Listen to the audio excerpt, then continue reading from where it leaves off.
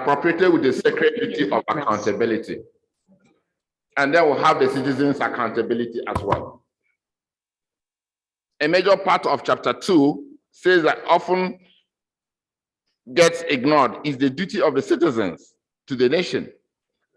Like most modern constitutions, the chapter recognizes the role of citizens in governance as a cornerstone to participatory democracy. Section 14(2)(c) provides that the participation by the people in their government shall be ensured in accordance with the provisions of the Constitution.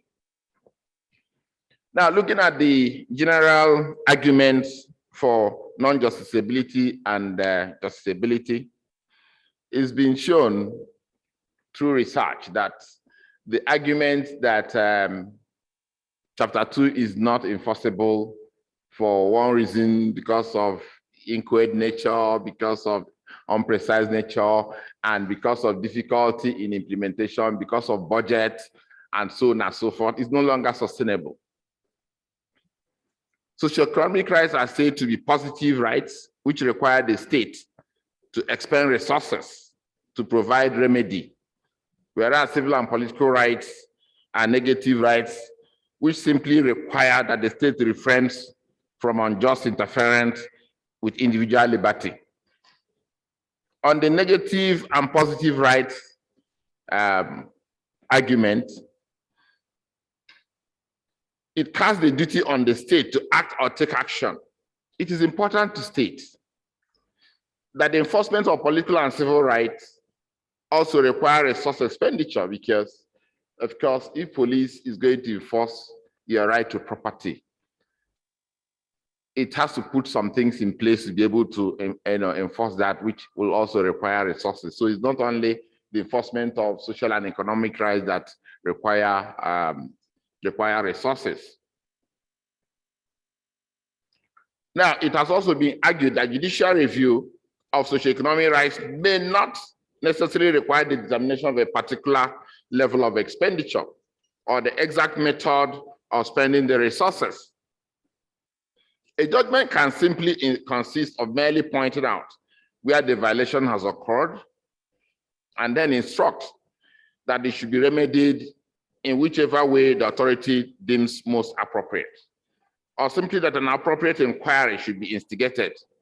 Thus, a court can simply issue an injunctive order requiring the state to abstain from destroying or contaminating food sources of its citizens.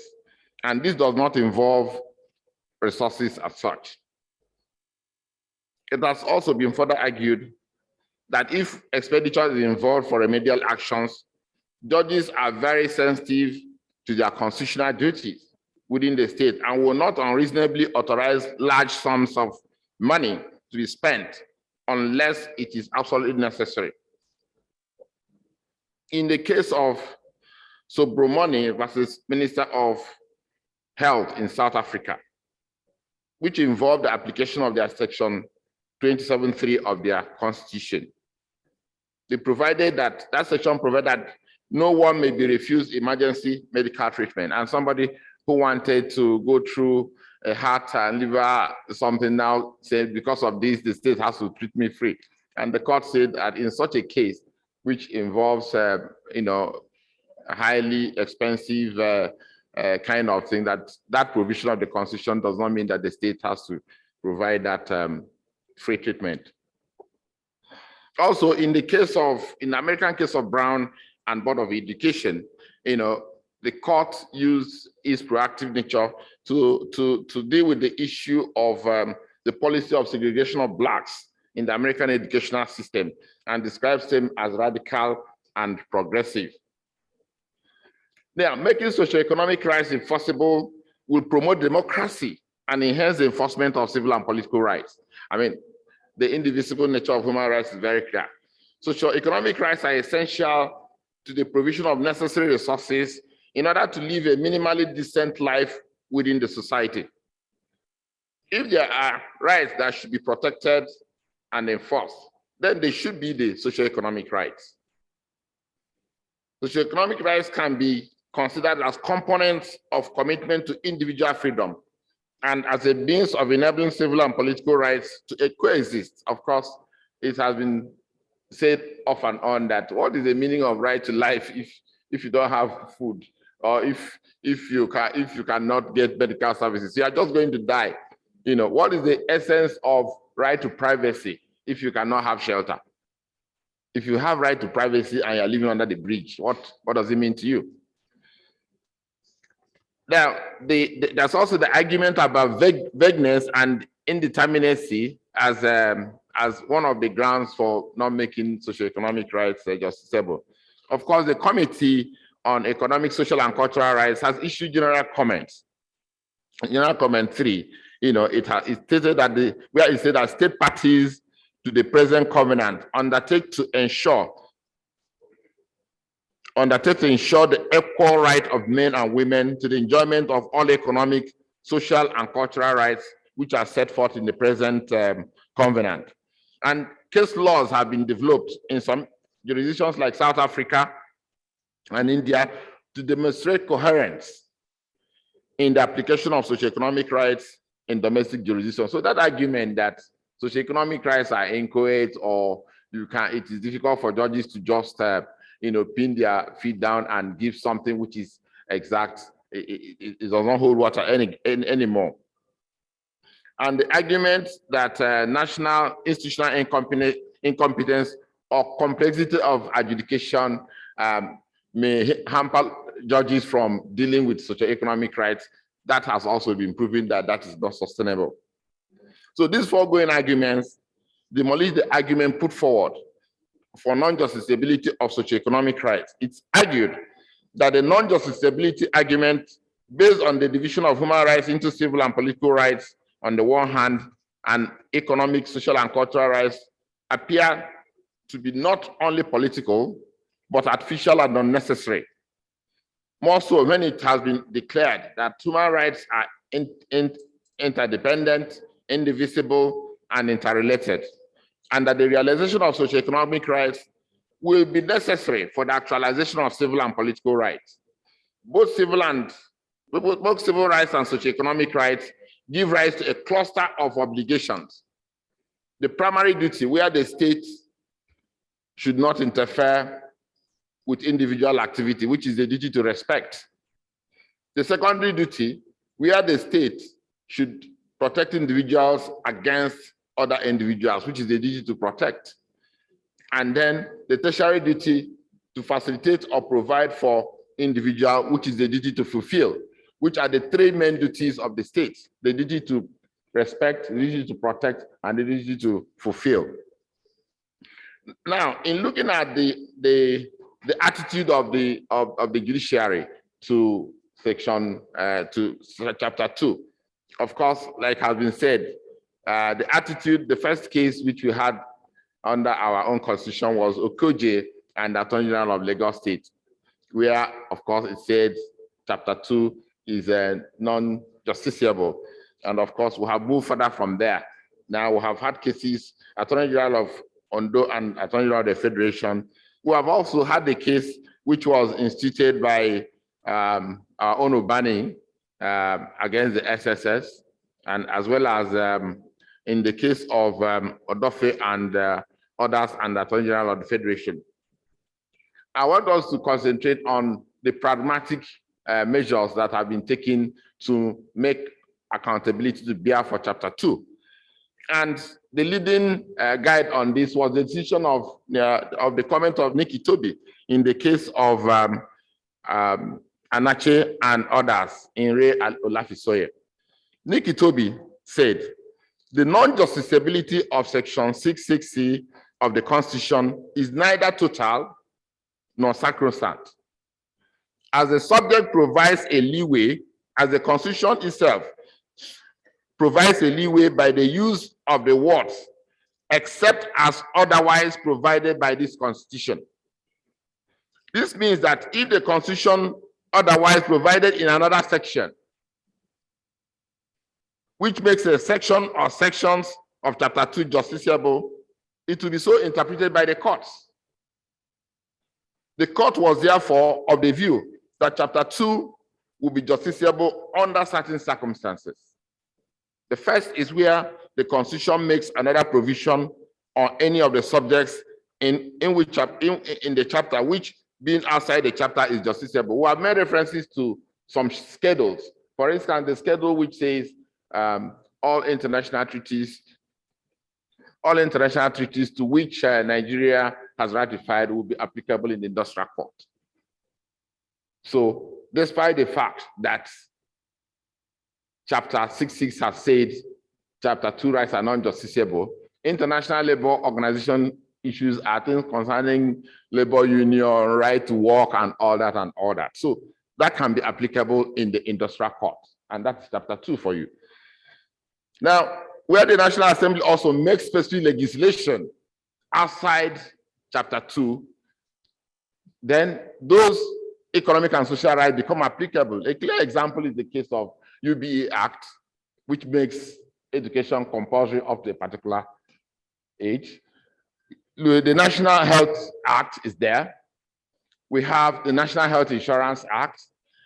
Of course, we have talked today about the Economic and Financial Crimes Commission, which deals with the issue of corruption, and ICPC. So where the legislature, and I was listening to Honorable Adefok today, what the legislature can do really is to make sure that each and every part of Chapter 2 that deals with economic and social rights, they can legislate specifically on them, and we just keep Section 66 and there'll be no use for Section 66. We'll just sidetrack it and make sure that all these things become applicable. Now, Chapter 2 could also be justiciable if the breach also constitutes the breach of Chapter 4. If a breach of Chapter 2 constitutes a breach of Chapter 4, of course, the issue of Chapter 4 will override it, and that will be applicable as well.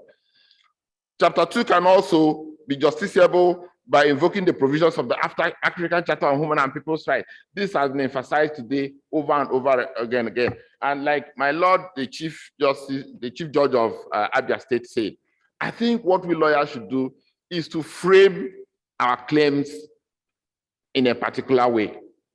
If you are coming for social and economic rights, you can frame it. Don't frame it under Chapter 2 of the Constitution, because the courts may likely shy away. But if you frame it under the African Charter on Human and People's Rights, which makes it justiciable, I'm sure the situation will change. And that has happened in the African Commission, where I think in the case of Serap and against the government, where they said the counsel from the Ministry of Justice said these are rights which are under Chapter 2 of the Constitution, and the court said no. Yes, under the Constitution of Nigeria, we understand that, but that the claims before that court has been framed under the African Charter, and that they were bound to apply the African Charter. So we have a myriad of cases that have looked at all these issues, but let me conclude, because my time is up, on looking at how the Indian jurisdiction and the South African jurisdiction has taking proactive ways. And that is why it seems as if we keep on talking about the role the judiciary has to play in this matter. Yes, we are not putting the blame on the doorsteps of anybody, because Chapter 2 is very clear. Every organ of government has a responsibility to make it applicable, but we think that it is a little bit easier, and within the realm of lawyers, at least, we are not in the National Assembly. So MBA is a profession, and we have to look at it from where we can get a quick win. And the court, both the court and MBA are the marketplace of lawyers. And we think that if there is close collaboration between MBA and the courts, we could save the day. So the Nigerian judiciary, with due respect, is enjoined to do some kind of proactive approaches by looking at the jurisdictions in South Africa and India to see how they can, get into creative efforts towards enhancing the enforceability of directive principles of state policy. And these approaches are through the following ways. This is how the jurisdictions in South Africa and India have been looking at it. The Declaration of Indivisibility of Fundamental Rights on one hand, and the Directive Principles of State Policy on the other, they go hand in hand. Chapter 4 and Chapter 2 are intertwined. They are interdependent, they are indivisible. Like we said before, what is the meaning of right to privacy if you don't have shelter? What is the meaning of right to life if you have no food? You will die. You are going to lose that right. So if we start looking at it from there, I think it's a good escape route for our judiciary to say, yes, we have seen this, especially where we have another legislation like the UBE Act, the National Health Insurance Act, the EFCC Act, which is saying that a right, is recognized by this law made by the National Assembly, which is authorized by the Constitution. The court can easily say, look, this right to health is as important, because if you don't have right to health, you are going to lose your right to life. In that way, the indivisibility between Chapter 4 and Chapter 2 can be interpreted in a proactive way to give life to economic and social rights. The assertion of the doctrine of substantive due process, which is that every issue concerning the Chapter 4 should go through the test of, is it fair, is it reasonable, and then is it just? So by the time you look at that, it will also bring you to the same point where we are saying, if somebody dies because he did not eat food, is it proper to say he has no claim, he has no right to anything, when you know that without this food he would have lost his right to life? Then we need to expand the scope of the fundamental right to life as encompassing the basic necessities of life, such as adequate nutrition, clothing and shelter, and facilities for reading, writing, and expressing oneself in diverse forms. Like we will say that, if you are an illiterate, what is the right to freedom of expression for you? The Freedom of Information Act becomes useless if you are not literate. And then the use of public interest litigation is very, very key to this issue. We think it should be used as a tool to achieve social objectives by enabling easy access to the courts for those disadvantaged socially and economically. And a conscious attempt may be made to relax the rules of standing, because the issue of locus, if we don't relax the issue of locus, the issue of public interest litigation is going to die. And courts should be emphatic in stating the consequences of disobedience to their orders or non-implementation of their judgments and rulings. This implementation of court decisions is a major challenge. I was talking to the media outside, and I say, look, as public officers, we are paid with the taxpayers' money. And if a public officer refuses to obey a court order, I think the first thing the lawyer should do is probably at least do a contempt. And if the contempt is slammed against that person, the media and everybody, we should all join hands and make sure that we make the person uncomfortable, that he will resign his position. And I told them that also public institutions, like was mentioned by one of the people, swear and say that in taking oath of office, that they are going to abide by the Constitution, they are going to abide by the laws of the land. And if a public officer is not doing that by refusing to obey court order, let's say it's the Inspector General of Police or the Executive Secretary of National Human Rights Commission, by the time he's put on the hot seat because of his oath of office, we shouldn't be keeping quiet. NBA can play a lead in this. And I believe that even though people don't resign in Nigeria, we'll start getting people who resign soon if we do that.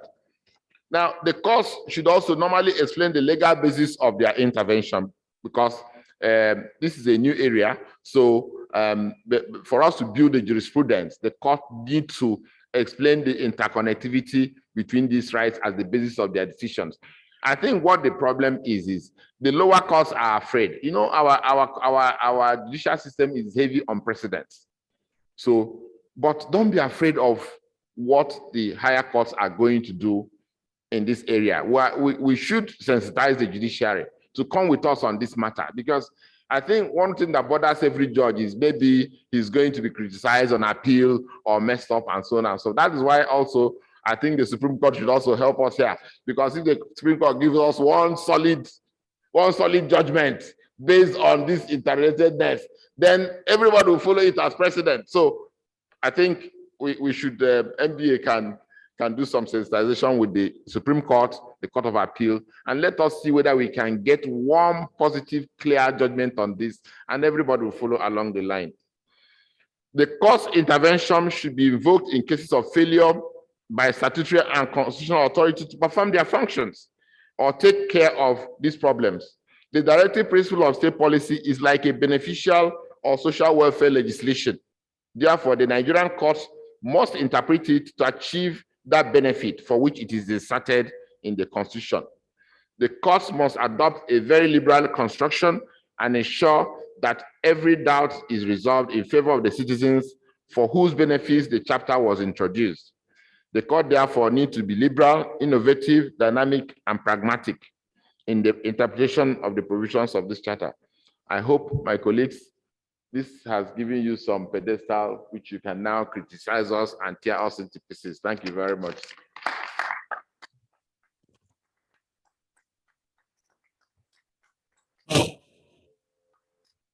Mr. Anthony Ojukwu.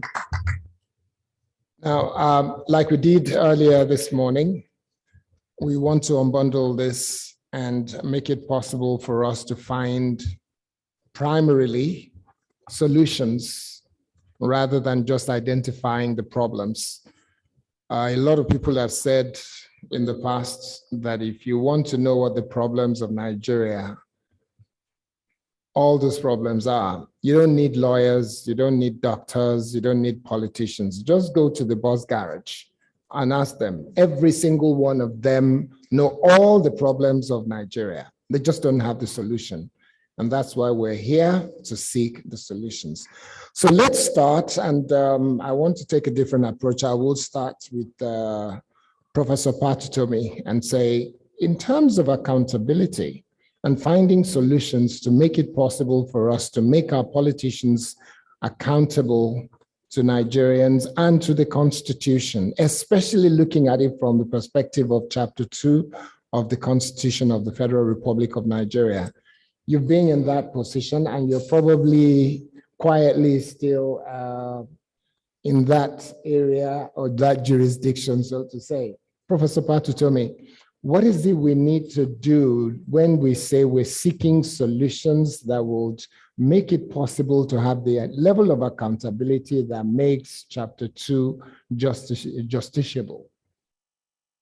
Well, thank you so very much. Let me say that I'm enormously excited to be here today because as probably everybody in the Lagos Bar knows, I've beaten up on lawyers for years on these matters because, like several have said today, I believe that the peg, the anchor to the rule of law is the role of the Nigerian Bar Association. I'm giving them examples of Pakistan and elsewhere in the world where lawyers have, in fact, gone on the streets to demonstrate as far as there. Why is this so important? Again, I am primarily a student of institutions and economic performance. And the best thinking on how institutions evolve, in my opinion, come out of some of the work that was done by a gentleman called Douglas North. And part of the point that Douglas North makes so well in that very insightful work is that it is interested parties, like in this case, the civil society organizations, business associations, whose engagement ultimately lead to the boundaries that become the institutions, which are the things that lead to sustainable performance. And I think that the bar has a very, very important role in that regard. And this meeting is a critical path down that track. If lawyers, I've argued very loudly many times that if lawyers call out attorneys general who have misbehaved and prevent them from coming back to becoming another regular lawyer, it will lead to a different kind of behavior from them. If their peers hold them accountable, they will behave differently. And this leads me almost straight into judicial activism, as I like to call it. They may not want to put it that way. An example I give all the time is, why is the United States of America typically the place where it is easiest for a bright young entrepreneur with no money, nothing, but just bright idea, manage to get the resource to build a great business that disrupts major businesses? Well, the typical argument is that it has come out of the work of an activist judiciary in the United States of America. In fact, in one of the best, again, writings on this subject by two professors at University of Chicago Graduate School of Business, Raghuram Rajan and Luigi Zingales, they celebrate the judgments of Justice Charles Brandeis in the US Supreme Court for how the United States managed to become that kind of country. And so I think that it is important, first of all, that our judges, in educating themselves about what has happened around the world, in building their own sense for the history of the country and where it should be going, act in particular ways. I give a very simple example on this chapter 2 and all of that. From understanding economics, you can understand the leeriness, if you will, about, if you start, awarding all these judgments on these matters, the state can become bankrupt and all the examples. Is there money to do it? Even though most of the comments have shown that it's possible to go differently. However, if you, as a judge, just ruled, Mr. Governor, you cannot be flying to Abuja every week in chartered planes when people have not had basics in your state. That will have an impact that will make a difference. And so that kind of judicial activism, not saying to you, okay, you say, look, we're bankrupt, we don't have money, so we can't do it. You can't, Mr. Governor, spend this kind of public money when you have not taken care of these basic rights of people. I think that kind of activism will make a significant impact on the behavior of people who hold public office in Nigeria. This is where I think we should begin. Okay, so as part of where we begin, just sitting next to Professor Patutomi is Yemi Adamolekun, whom I know very well, and I know her antecedent. Enough is enough, and yourself have pushed the agenda of office of the citizen. And you pushed it in the direction that things cannot be left to just lawyers and judges, the bar, the bench, and so on. Nigerians have to take their life by the scruff of the neck and say, we are going to make things happen. Holding politicians accountable and making sure that we claim our right as it says in the Constitution, especially chapter 2 that says, it shall, the office of the executive, of the legislature, and the judiciary, making it possible for those things to happen. So Yemi, help us understand, what do citizens need to do to make this happen? Thank you very much. And I thank you to the NBA for the invitation. I was Googling frantically because Professor Otomi referenced Louis Brandeis and his summary of a judgment. And at the core of what you referenced, the office of the citizen, he's one of the people that actually uses that phrase. And the quote from him was, the most important political office is that of the private citizen.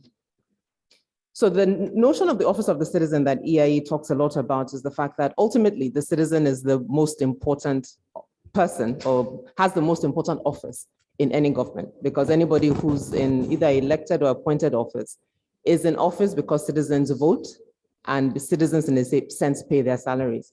But unfortunately, this is Nigeria's 22nd year of uninterrupted democracy.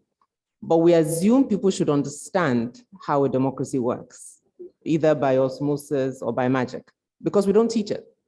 There's nothing in our educational curricula or any other curricula that teaches citizens what it means to live in a democracy.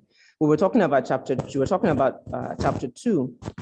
and chapter 2 talks about both the rights, as Mr. Ojukwu said, and the responsibilities of citizenship. So as an organization, that's what we try to teach, that your citizenship comes with rights. Yes, right to education, all the things that we're talking about, but also has responsibilities that you owe the state as a citizen. So I think for me, with the first panel and also what Mr. Ojukwu has laid out, I'm not sure there's any really a debate from where I sit if chapter 2 is justiciable. I think it is. And I think there's been enough evidence given to why it is and how it can be done. But then the issue then is, why is it not? Or why is it done as much as it should be? So we've talked about public interest litigation, but ultimately I'll use myself as an example. When I started working in this space, some things just made basic sense. You elect people into office, they don't do their jobs, you vote them out. It was pretty simple to me. But then I realized that you can't fight for a right you don't know you have. So you can't try to fight for what is in chapter 2 that is your right if you don't know they are your rights. Exactly. If they don't know that you're your rights, that's a starting point before you even debate if you can go to court for them. You can't even fight for them. And that's where a lot of Nigerians are, both educated, uneducated. And if you then add the fact that we're the poverty capital of the world and what that means for literacy, it just means that a lot of Nigerians simply don't know what rights they have and how to get them. So we talked about the different ways that you can fight for it, but I think fundamentally we must recognize that there's a lot of work to be done in both educating citizens on the rights that they have, or has been said in the earlier panel, the role of lawyers in being sort of I'm sure there are nice phrases for what lawyers do, like vanguards really in pushing for these rights to be enforced beyond just, as a gentleman who spoke earlier, beyond just briefs for fees, but also being able to push what the Constitution says, or interpreting the law in a way that's for the public good. Okay, so let's move very quickly to Cecilia Ronciola. And some Nigerians and people around the world really would say that the rights of citizens is what Amnesty International is consistently trying to protect. Help us understand, is it limited to rights against being criminalized or rights against political discrimination and things like that? And then let's relate that to this chapter 2 of the Constitution, which is supposed to be something that people should be able to say, I want education and I'll get it. I need health and I'll get it. In fact, somebody talked about the fact that you can't say you have a right to life if you don't have a right to health care. So help us from your perspective as Amnesty International. Yeah, very interesting question, I must say. And I'll take us right here in Lagos. So between November 2016 and April 2017, there's a community called Otodogbame here in Lagos. 30,000 people were forcibly evicted. They lost their homes, children lost their schools, people lost their livelihoods. People died because they were forcibly evicted. Security agents used force to evict them. So that means their homes were burnt down, destroyed, a violation of their rights to shelter. They went to the High Court to sue the government. And then in June 2017, the Lagos State High Court had ruled that that is a violation of their right, in the sense that any forced eviction without resettlement is unconstitutional. And then the High Court ruled that the government should consult with the people, resettle them, and pay compensation. We are in 2022, 6 years on. Community members still live in other shanties, hungry, worse off, living in deplorable conditions.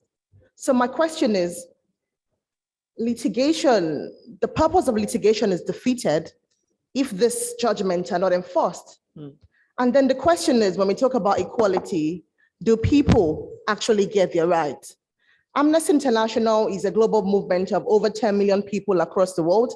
And our core vision is a world where everyone can enjoy their rights, whether civil and political, economic, social and cultural rights. So it means that these rights are interdependent, as Mr. Ojukwu said, they're interrelated and they're indivisible. And I mean, we've had this argument about justiciability. I'll take us to two principles of international law. So I'll take us to the Article 27 of the Vienna Convention on the Law of Treaties, which says that a state party cannot invoke the provisions of its domestic law to justify its failure to sort of like fulfill treaty duties, treaty obligations. Nigeria has domesticated the International Covenant, has ratified the International Covenant on Economic and Social Rights. I mean, it's over how many years now? And people still don't have access to some of these rights. Another one is Article 8 of the Universal Declaration of Human Rights, which says everyone has a right to effective remedy when your rights are being violated. So you can seek for effective remedy, timeous remedies that are adequate to the harm you have suffered. But if we look at our country, is this the case? I very much agree that we have a lot of work to do when it comes to, I kind of noticed some judicial conservatism in the country where, I mean, we are being conservative. And it's quite interesting that legal practitioners can use civil and political rights to protect economic, social, and cultural rights. They've done it in India, they've done it in Bangladesh, Pakistan. I mean, human rights systems that are evolving are using this to protect people's rights. Mr. Ojukwu has spoken about the right to food and the right to life. So, I mean, we have to just be innovative. We as legal practitioners have to be innovative, because the point is, injustice to one is injustice to all. You don't have to be in the shoes of those communities who are poor, who don't have access to shelter, who don't have access to food for us to feel what they want. I mean, it might not be juicy for us. You want the big cases, but as ministers in the temple of justice, we have to protect this right. And I think it is very, very important. Thank you very much. Let me go to Mr. Pampa. You had integrity organization, and one of the areas that gives concern from the session we had this morning, it gives a lot of concern to a lot of people that politicians don't seem to respect decisions of the court, and yet they will come out and say, I'm a man of integrity, and yet they don't do the right things in that perspective. What can be done, especially now that we're approaching 2023, in the immediate, what can be done to ensure that we have some solutions on the table that we can immediately implement, as NBA is trying to do, that will help Nigerians and help politicians who are seeking office in 2023 to make sure that this conversation will not be something we'll have again another 3 to 4 years and still be where we are. Thank you very much. I'll make 2 quick submissions. The first is that we don't seem to realize that our constitution is out of step with our politics. What do I mean? If you look at the provisions of Chapter 2 of the Constitution, it's talking about an egalitarian society. But that is not what Nigeria is. Nigeria is a corporatist state, meaning that it is really the configuration of powers that manage to wrest control of the state who determine the direction of state policy. It's not the Constitution. So when we see the things, that's why I think the people who are writing the Constitution had that dilemma. How do we square it? We know this is what we need as a country, but we know that is not how we're governed. So, but I think that the entry point that was left, I think in clause 16 of that same one, that was trying to reiterate the importance of certain things being done, plus clause 60 in the second schedule, leaving the opportunity that is pointing back to the executive, the legislature, and so it's coming back to the quality of persons you have. Let's take that now finally to the definition of accountability. What is this thing called accountability? It is knowing what task has been set, which is why you take an oath of office, accepting to do it and going about it with a sense of probity. Two things, scrutiny and disclosure. So if we are not getting what we need, then the transparency is very weak. We have to really expose what goes on, not only in the courtroom, not only on the side of the legislature, not only on the side of the executive, because people have made certain promises and taken an oath of office. We don't have enough of that exposure of how they're actually performing with data, with details of who actually voted which way, in a way that the public can engage with. Takes me back to the comment that Ms. Adamoleku made.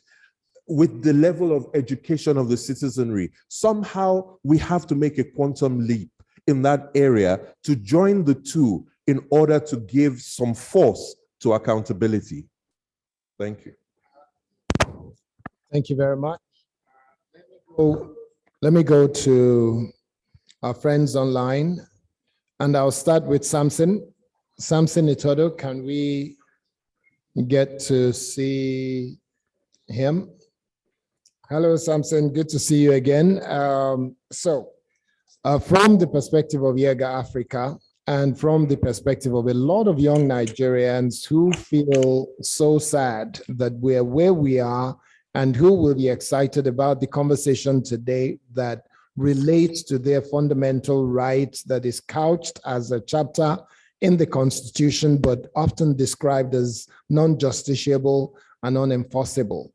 What are the things, because we're looking for solutions, what are the things that you will put on the table and say, this is one of the ways forward for the next 8 to 9 months, or even the next 12 months before we have the election, and we make the choice that would influence our lives for the next 4 years? Well, thank you very much. Please confirm you can hear me. Loud and clear. Oh, okay, thanks. I think the previous speakers have contributed immensely to responding to that question, and also the lead presentation by the learned SAN and ES of the National Human Rights Commission. There's one assumption, however, I think we need to address. And I think as we go through this conversation, there's that assumption that we're dealing with a political class that cares about democratic values. And the reality is we're actually dealing with a political class that does not care about these values. So we have a constitution without constitutionalism, and they have absolute disregard, for those values that underpin a constitution. And so they don't have respect for the rule of law. And so when we talk about, the failure of the state to respect the court judgments, so I want us to keep that assumption at the back of our minds. But 3 quick things. One, as we talk about judicial activism, which I strongly support, I think, and for their lordships who are in the room, should note that when we make the call for judicial activism, we're not asking their lordships to step into the arena of electoral politics or politics. We're only asking them to be fair. We're asking them, to expand the interpretation of our laws in such a way that it fosters justice. So, because one of the concerns that I've heard judges express is the fact that judicial activism, facilitates straying into the arena of politics for judges, and so they wouldn't want to do that. So I think our judges should be comfortable, and that when we make these demands, we're not asking them to step into politics. Rather, we want them to expand, the interpretation of some laws, and also to foster fairness, because we're making this demand against the background, of laws that do not advance human rights. The second, Coyote, is about what support mechanisms do we have for judges who deliver landmark judgments. The same way we want to use naming and shaming or register of attorneys generals who act against public interest. I think that the NBA can also provide some support mechanisms for judges who issue landmark judgments around socioeconomic rights. That can help and foster and promote the culture of judicial activism. I think the last point that I'll make, particularly on the issue around compliance and how we make this a political issue and an agenda for 2023, is you're going to have party manifestos that will be produced by political parties ahead of 2023. Can we make rule of law a political issue in the 2023 elections? That we have conversations around the rule of law, and parties should, share with Nigerians how they're going to respect what commitments they are making to constitutionalism, as well as the rule of law. I think this is critical. Just to add to some of the submissions that the speakers have made, and I agree with the consciousness of citizens, you also have the agencies of protection like the Human Rights Commission who should play their roles. And I think the paper already highlights a lot of those recommendations that will help in providing and raising the ante around the justiciability of the socioeconomic rights in our constitution. Thank you very much, Samson. Now the other panelist who's online, I will come to you now, Mr. Olawale Fakonda, who is the Attorney General and Commissioner for Justice of Ekiti State. The question I'll be asking you is simple, and it's not meant to be a tricky one. We know that if we have a problem, we have to identify the problem before we find a solution to it. If we don't know what the problem is, it's almost impossible to find a solution to a problem we don't know or can't identify. It's been mentioned here that the political class can be a bit rascally and irresponsible, especially more so in Nigeria than most other areas of the world. Would you agree to it, as somebody who is in a political office, that it is true? And if you do, what do you think will be an immediate solution that will help us address this problem? Unless, of course, you say that is not true and it is not a problem in Nigeria. Well, thank you. I will not fall into that, into the pit that you have dug by answering the question either way. So you have set the question. If you like, I will answer the question the way I understand it. We could be anything. Well, first, I think, and since this is a lawyers' conference, I think it's important to make a number of observations. And the first, for me, is as lawyers, are we really interested, or have we shown sufficient interest in the politics of the moment? The second other issue I would also like to put across is this change that we talked about all day, including the justiciability or otherwise of chapter 2, socio-economic and political rights. Is it fair to say that change can largely come from the bench or the polls? And stretching that query further, is it fair to also hold judicially responsible for inability as a country to elect appropriate persons to important positions? Now, bringing the discussion further home again to the back, how many of us have PVCs? How many lawyers nationwide even have PVCs? How many of us, are ready to stand in the sun on election day to vote. Surely, as we say, that has been sent frequently now on various social media platforms.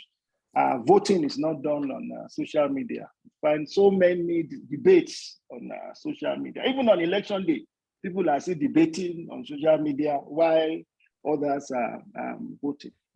And as lawyers, what is really our attitude towards participating in politics? Do we still see those of us that have stuck out our neck to engage this process as being just outcasts? Surely, and from my limited experience in government now, this is my second time as Attorney General, it is clear, if there's anything clear to me, it is that, if you are not around the table when those decisions are made, it will not happen, particularly if you have a progressive mentality. So if you want laws that will affect the lives of people, in my case, I even have a civil society background. If you want laws that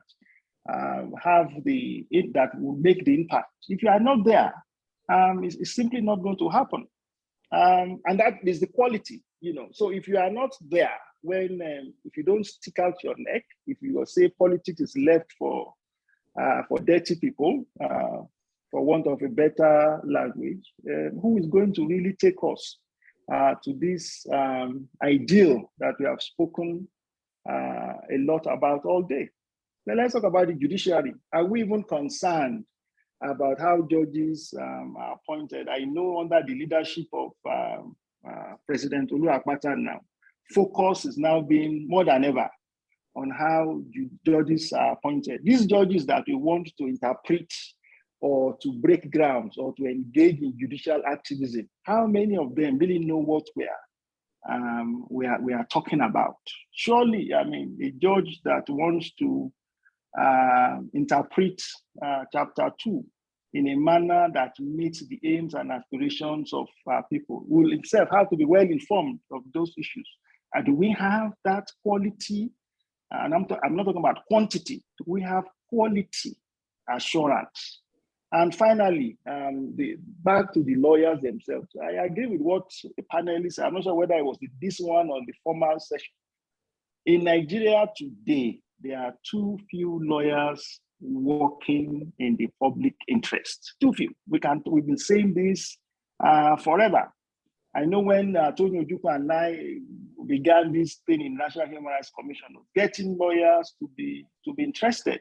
For many years, it was only Femi Falana that was constantly engaged. How many lawyers are really, really interested in public interest litigation? Surely, for judges to be able to make any pronouncement, it has to come. It has to, so somebody has to use the chin to the soup. It has to be presented appropriately by a lawyer. So if you are talking about a country of how many thousands of lawyers, and somebody said only 2 lawyers. Well, maybe there are not 2 lawyers, but the tragedy of Nigeria today is that there are too few lawyers that are interested in public interest litigation. And that's where we are, why we are here today. Thank you. I'm sure I've avoided your question. Very, very, very, very much. So I will take, you did give some very good solutions and you did make some very strong points. Thank you very much. I'll come back to you in a bit, but I'll take the same question to Professor Patutomi. Would you, in your case, say it is true that we have quite a few rascally and unconventional politicians, for want of another word? Would you say that we have them in large numbers in Nigeria? Are you kidding? We have a majority of rascally people who should not be in public life in those positions. And we saw it evolve. It happened before our eyes. And in many ways, we are all guilty for why it is the way it is. Look, we used to have quality people in politics. Go back to the 50s and 60s. Look at the people who were in that arena. They were people who lived a simple life in the main and made service the essence of their involvement. Just yesterday and today, I started an example just to keep repeating it. Ad nauseam, if I will, to give people a sense for what politicians were supposed to be. Onyeka Onwenu often makes the point of our father. He was a school principal in Etonia High School in Port Harcourt. was a member of the federal parliament, rode around in his bicycle and borrowed money from her mother in the federal parliament. How many of the people in today's federal parliament would live like that? Look, and this is irresponsibility as far as I'm concerned. The way Nigerian politicians live, act is irresponsible, okay? And we allow them to get away with it. You look at the motorcades, and they see the hunger. How did it happen? It happened because, in my view, when the military intervened, politicians had been subdued, quote unquote, in '66. There was basically one opposition source left, intellectuals.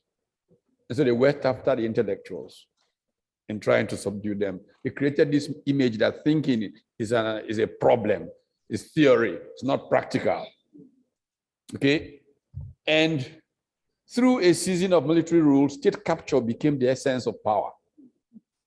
And state capture for use to advance the self-interest rather than the common good of all. After this culture established itself, we came to a point where obviously the military could not sustain their act and had to leave. The politicians, those people who followed the Awolowas of this world, the Okbaras, the Madubelos and co, who understood service, did not think the military were really ready to go in 1998. So they stayed back to watch this funny thing. And the soldiers and their bagmen moved into the space. Once they moved into that space, and oil price was at $9 when Abacha was going, oil price went to 100 and something dollars. And these fellows used state capture to pocket the Commonwealth and use money to erect barriers of entry into public life. And we were done, more or less. And so since then— Sorry, sir, because I've just been told we've got a few minutes left, if you don't mind. Yes. Can you then help us propose solutions that will mean that between now and 2023, we have something on the table that NBA and other organizations can push as agenda to say, we need to get rid of the rascals and we need to be able to address this particular— We must see this as a issue. national emergency to mobilize the Nigerian people against this current set of politicians. We need to clean the slate. We need to get rid of, in my view, at least 80% of those currently active as political leaders by 2023. If we don't, we're done as a country. Okay, so let me come back to you, Mr. Juku. Your paper is very, very self-explanatory. You've said a lot of very intelligent things and very important things. One of the areas that I want to take you up on is the area of ensuring that citizens take responsibility.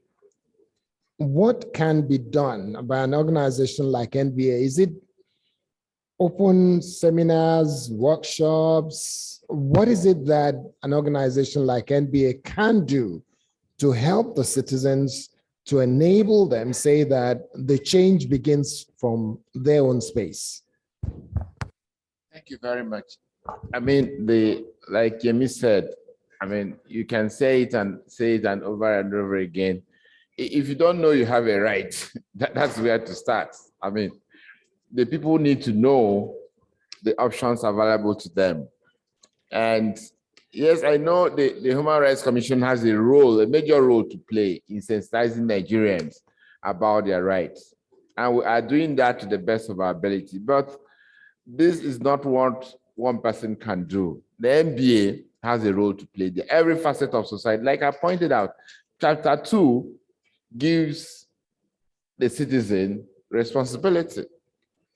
And even the Universal Declaration of Human Rights enjoins all organs of society to use the medium of education, training to create awareness on human rights. So NBA has a Human Rights Committee.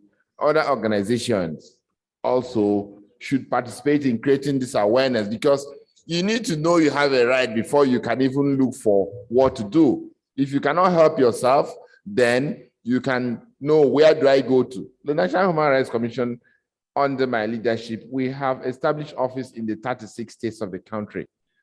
Because I believed when I came into office that if you don't even have a place you can go and lodge your complaint, it is discrimination, it is a disenfranchisement. And NBA and National Human Rights Commission are collaborating in all the 36 states, building synergy, building efforts to see how we can create awareness so that people will now know their right. But you know, this is a very expensive business. Creating awareness is a very, very expensive business. So the social media is there. That's a cheaper way. Then we solicit that also the media has some accountability under the same chapter 2. The media is, in fact, the only body that is given the charge to make sure that they hold the organs of society accountable to making sure that chapter 2 is realized. So they need to devote at least every newspaper every day that is published every day, every radio station every day, every television station every day should devote some portion of it to creating awareness about human rights. It will not kill them. You know, everybody has to be geared up towards letting the people know they have a right. And where can you go to get assistance? That's where NBA comes in.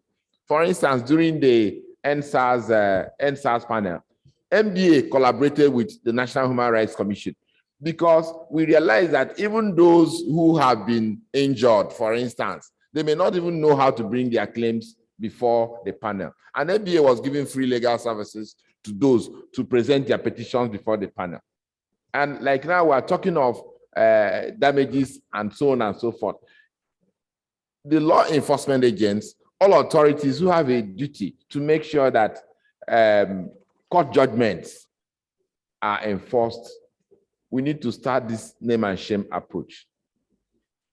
And by the time we get a contempt charges, you know, against those officials, NBA, a National Human Rights Commission, civil society organizations, we put them under pressure and let them know they have to be accountable to the people.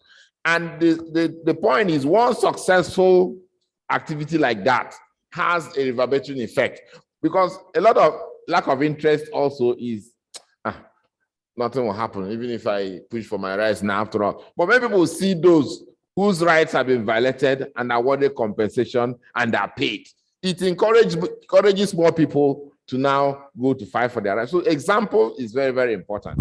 Okay. Let me swing very quickly back to Yemi because of limited time that we have. So help us understand finding solutions, and finding solutions. Constitution review and amendments has been put on the table, and citizens have to push for it, civil societies. What are the things that you will say 1, 2, 3, possibly up to 4 or 5, that we need to immediately put in place with the help of NBA and other civil society organizations to say that this will help us to ensure that there will be a change come 2023 in the immediate? We're not discussing post 2023. Thank you. Quickly, I wanted to reference section 18, subsection 3, which says government shall strive to eradicate illiteracy. And to this end, government shall, as and when practicable, provide free university education. This is the clause that ASU uses to shut down universities every so often. And they've been sitting on a 2009 agreement claiming that government signed.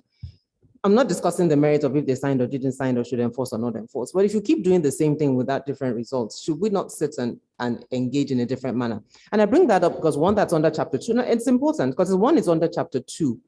2, it's part of what Professor Tomi talks about, our collective responsibility. We're basically watching before our very eyes our tertiary education system like completely ruined because a group of people decide they want to stand on this for a government of Nigeria to fund free university education, given our current economy and the number of students that we have. Does not, the thing clearly says here, when practicable, it's not practicable. So that is just an aside again, as where these things possess challenges. Maybe lawyers should help them with this, their argument. But Samson talks about the political elite. I mean, I'm not and then is looking for judges and then speaks to judicial conservatism. Yes, it will be, because if your political elite don't particularly care about democratic principles, they will be conservative because they are not trying to push the barriers to set any precedent. So I think we also need to put that in context when we're expecting the judiciary to do something slightly different from their interest. It is tied to the politics of where we are. But lastly, just really want to encourage the NBA, to your point about constitutional amendments. Wednesday and Thursday, the Senate and the House of Representatives will be voting on approximately 68 provisions to amend the Constitution. There are quite a number of them that have to do with the judiciary, timelines for listening to cases, pre-election matters, independence of the judiciary at the State House of Assembly, at the state level.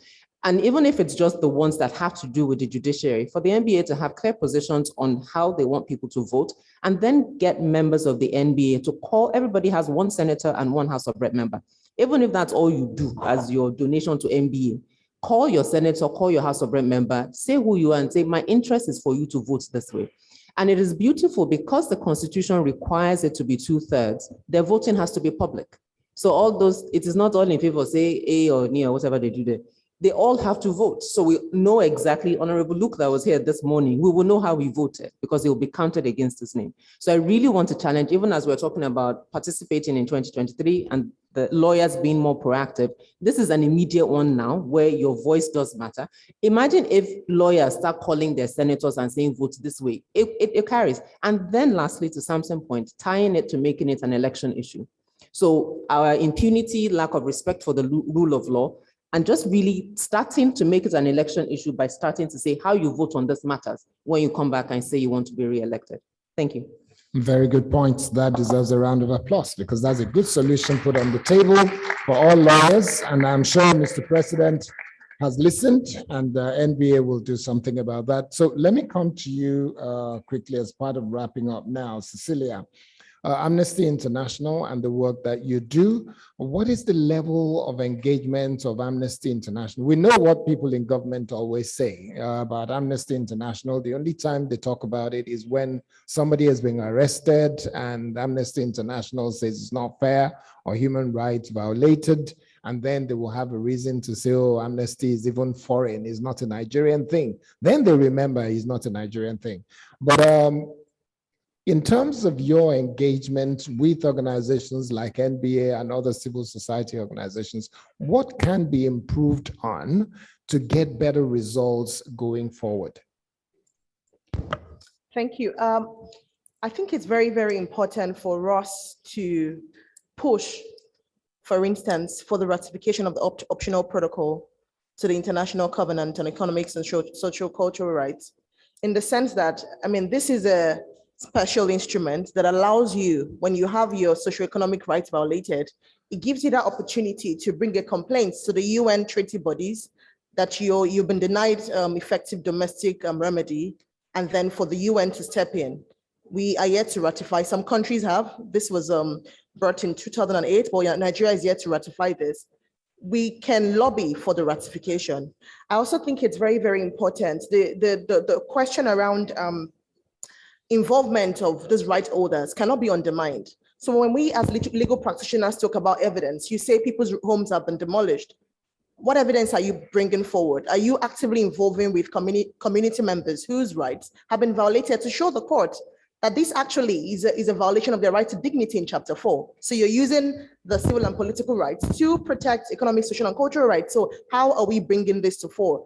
Judicial education, I cannot overemphasize it. So when I was in law school and when I was in uni undergrad, it wasn't, economic, social, cultural rights was not extremely emphasized.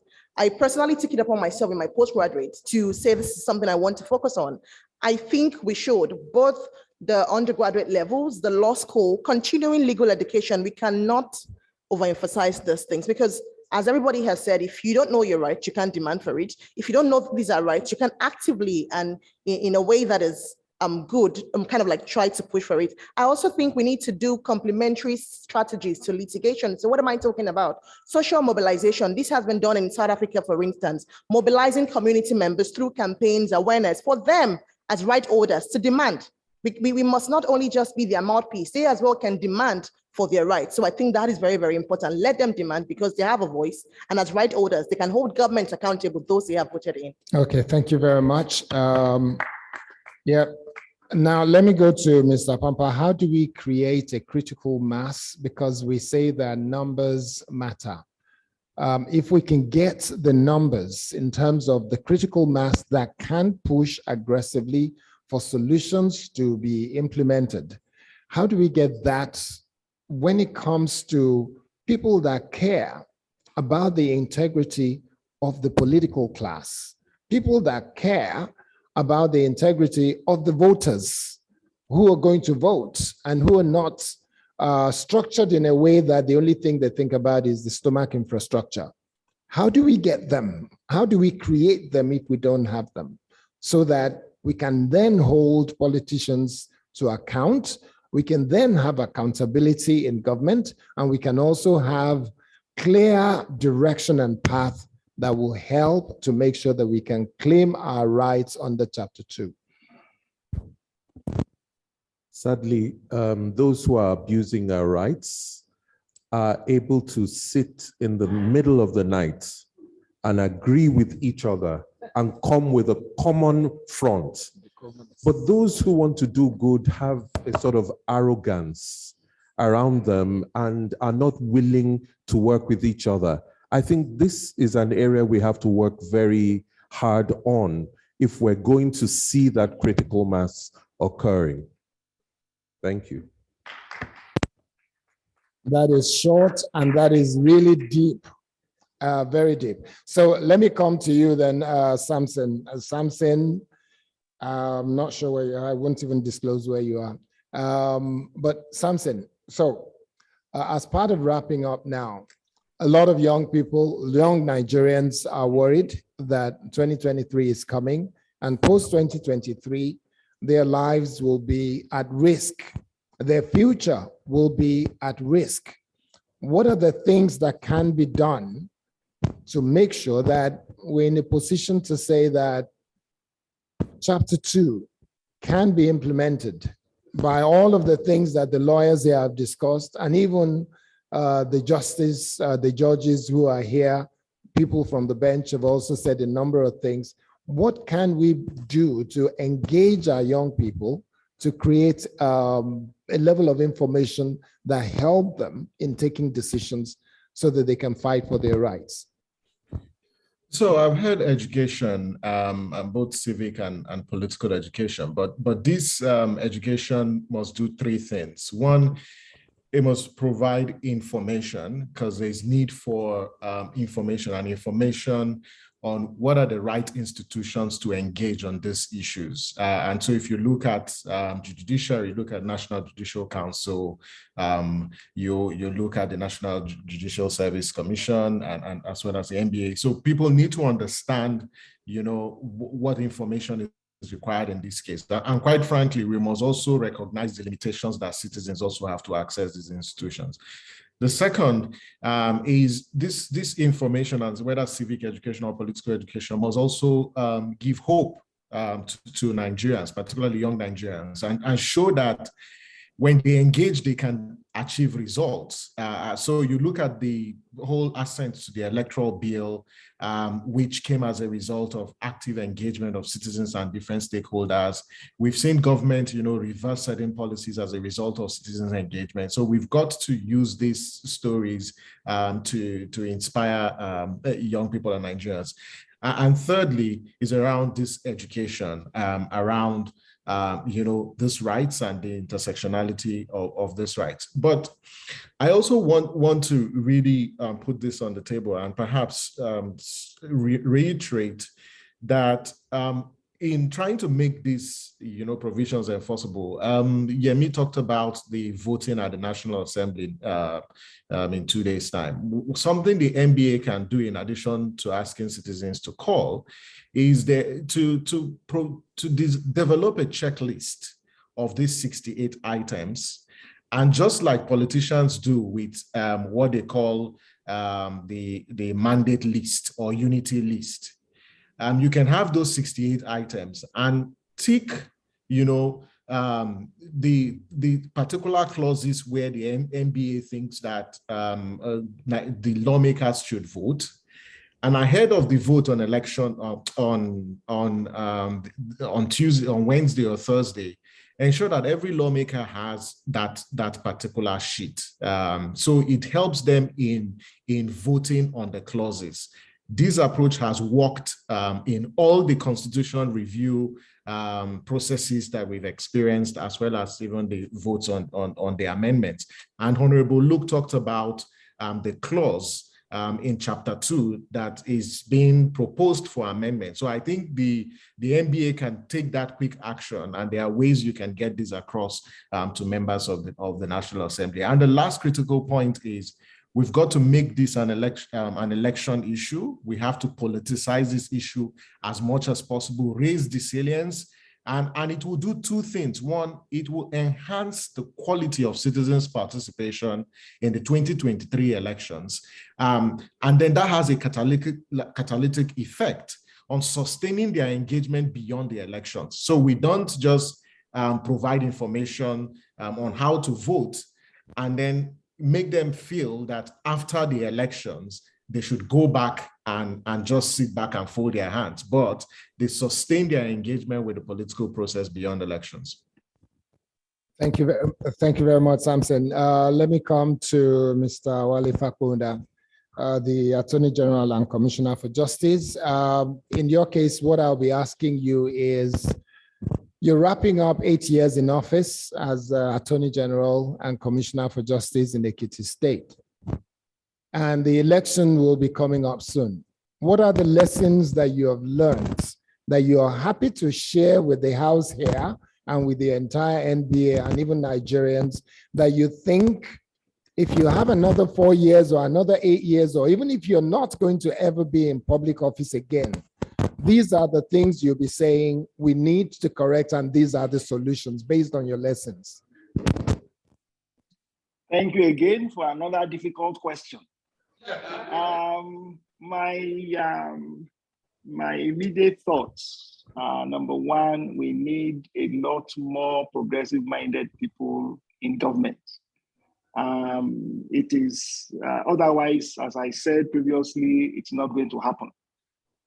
There are too few people in government, and it's not just an Ekiti thing alone, it's a national thing. There are too few progressive minds in government to make that change.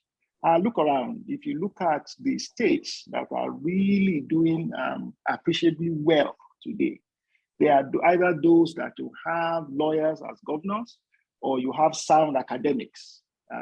Rivers, for example, I mean, people may not agree with how Governor Wike speaks, especially if you're on the other side, like I am on. But nobody can dispute the fact that he has done tremendously well in terms of infrastructure for the people of River States.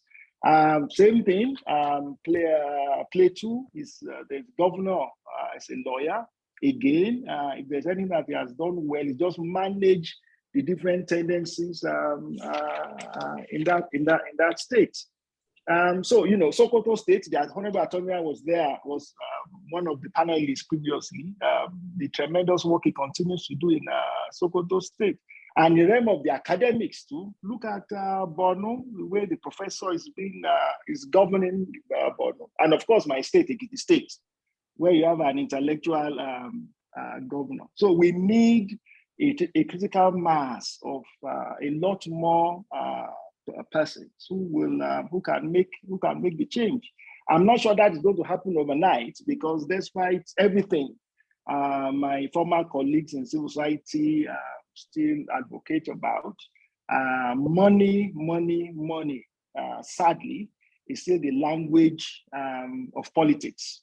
Now, if I can conclude by what I think the NBA should do, given the voting on the constitutional amendment process that comes up in 2 days' time, I agree absolutely with Yemi that the NBA should now articulate the issues. I believe the president is already thinking along those lines.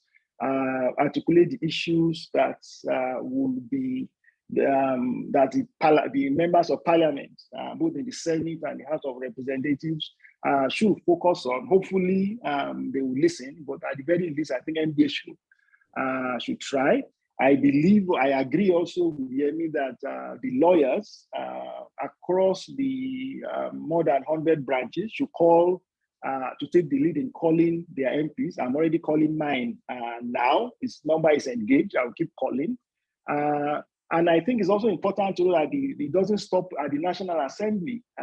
The conversation is going to shift to the states very soon.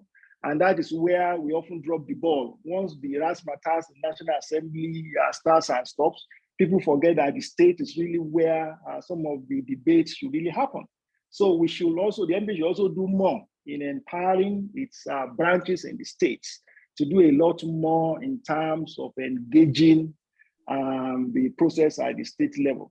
Let me conclude finally by saying that I had a lot of Attorney General bashing in the course of both the first and this session. And I've said severally, it's not true. People look at one or two attorneys and said, they're all the same. It is not true. Across the 36 states today, you have attorneys general that are really making a change and turning things around. What is important, though, let many more of us who think they can do the job better than us come on board. I thank you. Thank you very much. We'll take like 3 or 4 questions, and then we have to close.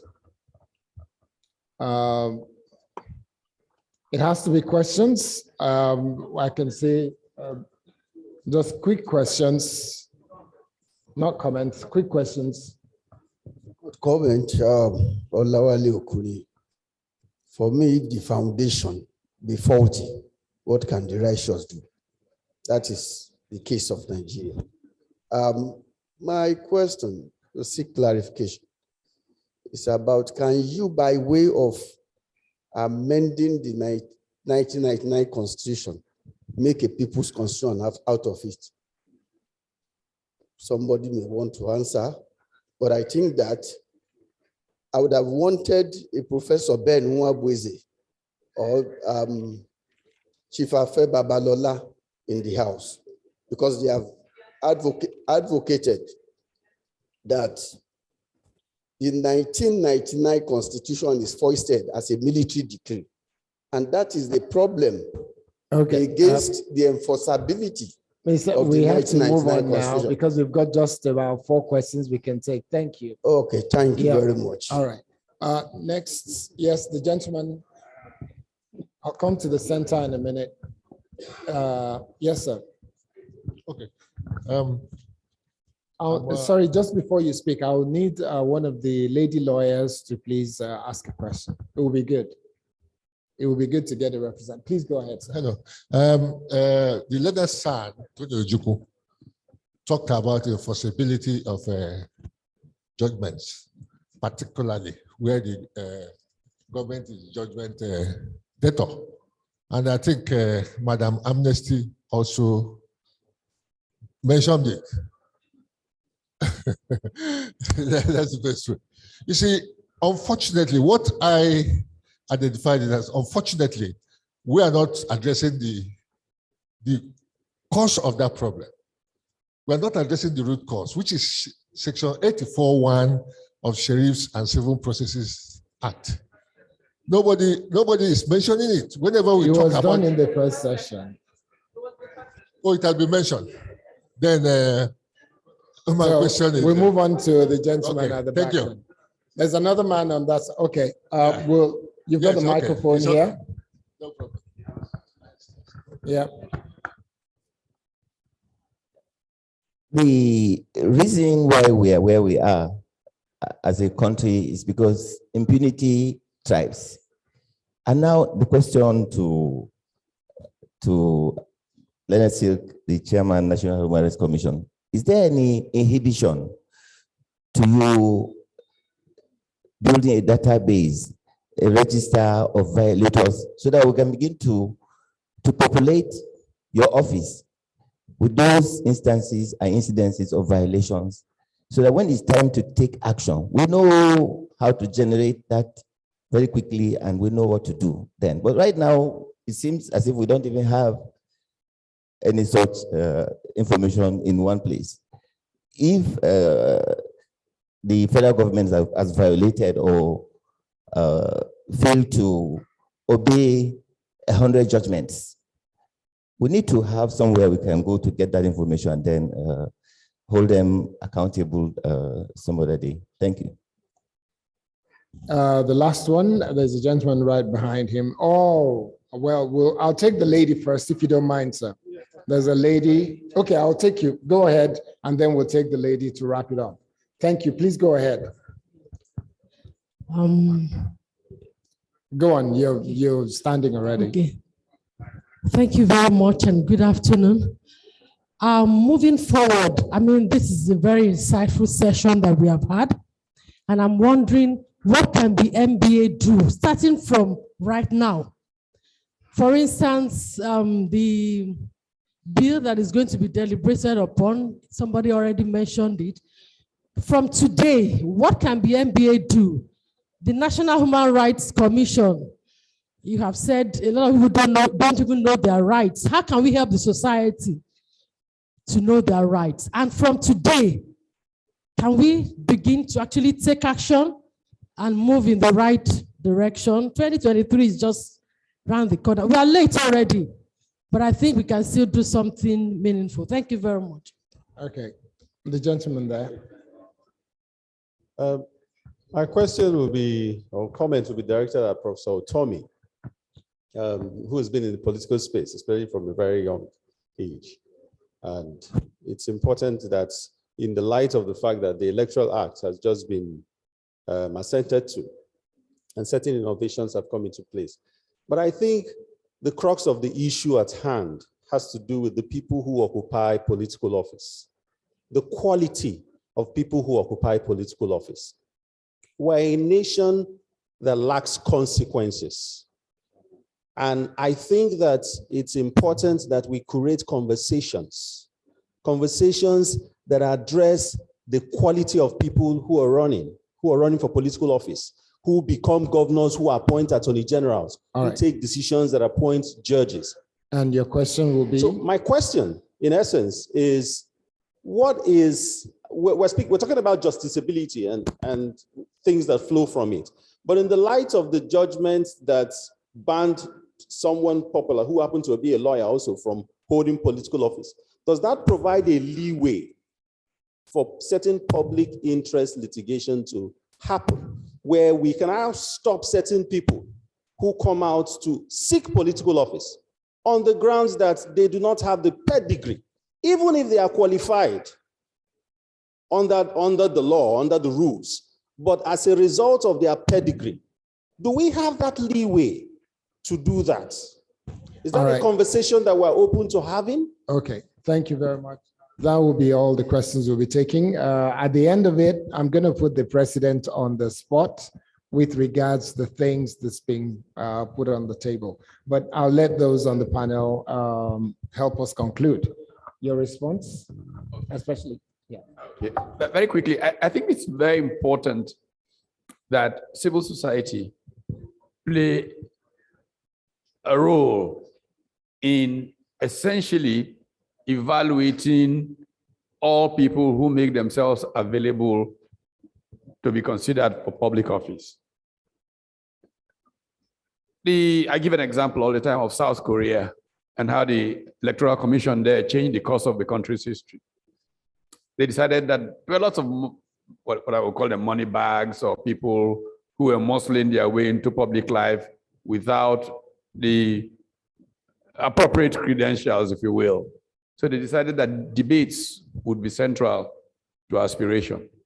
And so you debate on the streets, you debate in gyms, you debate everywhere, get to television. The people who didn't have the appropriate preparation, immediately began to disappear from the scene. And I think that is a very important thing that we can learn here. But the role of civil society, and the bar is a critical player here, in essentially saying these are the antecedents of this person. They make this person inappropriate. The BNP, RMP, the Usman Bugaje initiative is supposed to focus primarily on this. What are the basic acceptable minimums for any position in our country? Does this person meet them? And we should take this very seriously because it has hurt us a lot, that we don't have those kinds of criteria and we don't judge people. But to come to the major point that's been raised here, this is one of the important roles that I think lawyers can play. You can litigate anything. I loved Gani Fawemi so much because I think that few people contributed to institution building in this country like him because he would litigate issues and the boundaries will begin to emerge. I think that anytime somebody we think should not be running shows up, people should go to court and say, this man, this woman is not qualified for public office. And I think we'll get a lot of people running away rather than running for office.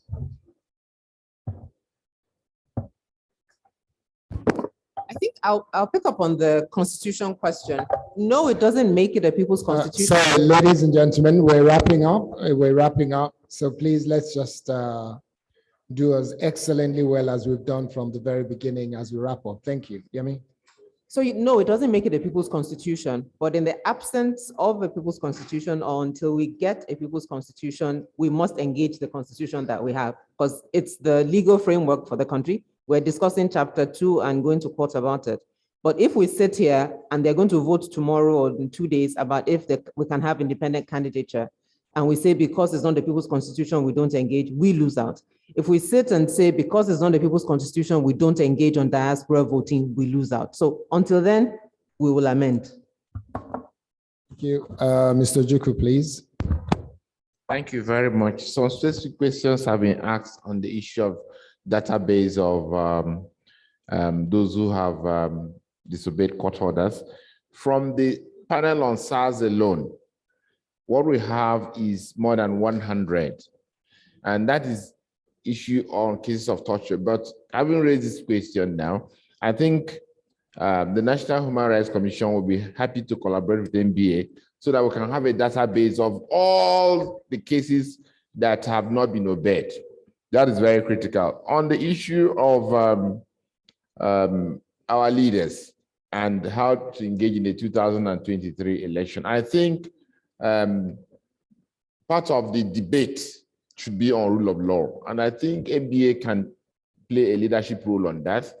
NBA can collaborate with those who organize the debates for politicians so that there can be somebody can be there to monitor the content of these politicians answering to what they can do about the issues of rule of law. Or NBA can organize its own debate for every politician, from the president to the governors to the members of the National Assembly, and focus on their on what solution they have to rule of law issues. I think that is very, very critical.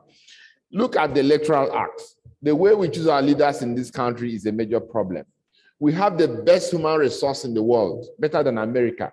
But are we using our best? Just because, like Professor Partotomi said, hoodlums just jumped into politics in 1999 because the same people felt they were not ready to, get into the jungle which Babangida has set up in postponing all transition and so on and so forth, and have so entrenched themselves.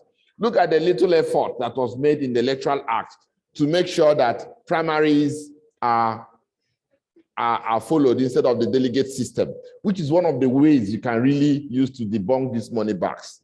Look at the pushback from the governors to make sure that that provision did not. That was why substantially the Electoral Act was not signed by the president, and that was one effort that was made to see whether we can have decent people, the real people, come back, not a money bag, hijacking all the delegates, camping them in a hotel, and give them 1 million, and of course, the votes are done. So we need to get back to that. And I think the National Assembly tried, but they seem to have buckled again, but we keep on trying.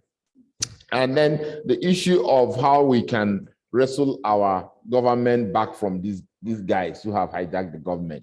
MBA has to play a leading role. In any society where MBA does not play its role, it's going to be a challenge. One, people are afraid of lawyers because lawyers can take you to court. So we need to be able to use our public interest litigation to see how we can wrestle our government back from these people who have hijacked it. Thank you very much. Quick question. Your turn, final word, please, Mr. Arasiala. Right, I'll just say that I'm going to say what the Honorable Justice Okorie once said, that it is not enough that we have these rights documented in books. They must be functional in the lives of people, and it requires a higher level of aggression than when given to it. I hope this won't just be the normal talk, but we'll walk the talk after this. Thank you. Okay, Mr. Pampa. Yeah, I want to support the idea of the database that was mentioned again by Chief Ojukwu. I think that is very important, because if the public knew and it got into public debate, then it will end up in the political debate as well. If we could make it an issue of media debate, then we could make it a thing. Is that going to be a tripartite arrangement now? NBA and HRMC? Well, we are certainly ready if there's any role we can play. Okay. Yes, certainly. All right. Yes. Samson, very quickly, your final word before we go to Mr. Fakonda. Samson, if you're still there. Yeah, so today makes it 363 days to the 2023 general elections. INEC has issued notice of elections today, which marks the official commencement of activities. The political parties will commence primaries between April 4th to 3rd of June. So we're actually do not have time. So whatever we need to do to raise the salience of whether rule of law, constitutionalism as part of the elections or the quality of leaders, the time to do that was yesterday. Thank you. Finally, Mr. Fakonda, your final word. I agree and adopt all that the distinguished panelists have said. I thank Spidel for the privilege of participating. I thank you. Thank you very much. But just before we go, I'm putting the president on the spot with regards to the issue of the voting in the National Assembly this week. Is NBA choosing to do anything to help ensure the direction that the voting will go? It's been raised by several people here. Thank you, Kari. I don't know what else we can do. We have sent in our memo, we sent in our comments, we sent in our proposals. We have also tried to ensure, is Onofio still in the room, the Honorable? We've tried to ensure that our members, the lawyers, there are quite a number of us in the National Assembly. We've tried to make them understand what we think the direction of travel should be. But I tend to be a practical person, it's beyond all of that. Maybe it's out of our hands at the moment.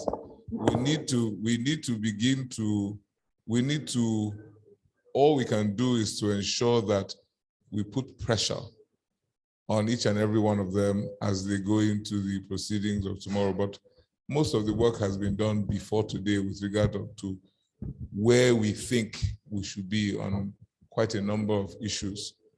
Take autonomy of the financial autonomy of the judiciary, for example. We have pushed and we have told them what we think is you see all the manifestations everywhere, but it's a deep constitutional problem that it must be fixed at the level of the constitution regarding funding of the judiciary and all of that. So that, for example, one point we have raised with them. These matters are our collective responsibility, and we need to push hard. So on our part, we have been up and doing. Dr. Tunde Ajibade, who heads our Judiciary Committee, our Constitutional Review Committee, have worked together to try to pass on that message to them. Will they listen? Will they listen? It's another matter entirely. What I said, I think you were out of the room, and I think just to follow up on that. There's another point? No, on the same one. So Yes. beyond the NBA's collective memo I'm pushing, which it is fantastic, but even just letting members of the NBA, not in the National Assembly, in the larger body across the country, understand that everybody has one senator, one House of Rep member. And so if this is NBA's position, maybe sharing the memo, maybe whatever it is, or the checklist of the different provisions, this is our position as an organization on these issues. For your senator and your House of Rep member, call them and let them know that as an NBA member, I am calling you as my representative, vote this way. So I think in addition to a collective pressure, individual pressure on individuals that represent people would also go a long way as well and get them engaged in the process. So it's not just leadership that's doing something. That's a good point, and you're correct. We were looking more in terms of pushing our lawyer members, right, to do the same thing. But you are right. Everybody should get our lawyers to call their reps. But I was thinking in terms of pushing the lawyers in there also, and telling, like I said, trying to show what we think the direction should be. But you're right. In addition to that, just citizenship responsibility. The lawyers playing their own role too. Thank you very much. Executive Secretary, you have one for me too. I wanted to support my president. I think the National Human Rights Commission can collaborate with you. We can do two things. One, we can address a press conference tomorrow, telling all the lawyers or telling all the members of the National Assembly where NBA would expect them to throw in their weight. That's one. Secondly, we can also take advertorials in two national dailies, one covering the northern part of the country, one covering the southern part of the country, where we also list all the areas NBA had done memos earlier, indicating clearly the position of NBA and expecting that the members of the National Assembly should vote along that line, so that the position of NBA is very clear. And the National Human Rights Commission will support you financially for that. Mr. President, can I add? Thank you very much. Mr. President, can I add? Can I add, Mr. Sampson? Yes. Sampson, please proceed. Yeah, so I think that there's a lot you can still do. If possible, if you can show up on the day they vote with your team or the executive, you're quite popular, your presence matters a lot. You see the president's wife showed up at the National Assembly last week to put pressure on the members to vote for the reserve seats. But to the point I made earlier about the checklist, just like you have unity list during party primaries, on the day they vote, that same document which Chief Ojukwu talked about, or advertorials, can we get them across to all the members when at the morning before they vote, so it guides them as they vote? I tell you, different caucuses within the National Assembly will have this list, and most of the members will be guided, by this list. Because when you have over 68 items being voted upon, there are just a few of them that will attract a lot of debate. So I think, in addition to the advertorials, let's have printed copies that can be delivered to all the members the morning that they will be voting in both chambers. Thank you, Sampson. Thank you very much. So, Mr. President, you have your work cut out for you. We'll get to work immediately. Now that we have the backing, we have support. So Executive Secretary knows that I won't let him leave this room until we sort it out. But yeah, yes. We'll do that. Thank you very much. Thank you. Well, ladies and gentlemen, a massive round of applause, because this has been a very productive conversation, town hall debate. Please, a big round of applause, especially for this panelist. And then I'll say a big round of applause to all of you who have been here from this morning. Some people have been here as early as 9 a.m. Please, a big round of applause for all of you. So I want to say thank you on behalf of all of those who have been here, including those who joined us online, Mr. Fakunda in Ekiti and Samson Itodo, I guess he's in Abuja. I'll say thank you, Mr. Pampa. Thank you, Mr. Rosiola, Chief Ojuku, Professor Patutomi, and of course, my dear sister and very good friend, Yemi Adamoleko. Everybody, I say thank you. My name is Kaide Akintemi. This has been a very rewarding conversation. I'll be so excited to come from anywhere in the world to join a conversation like this anytime, whenever my brother calls me, Olumide Akpata, I will be here. Thank you. Thank you very much. Let's applaud our panel discussants one more time. There'll be a group photograph.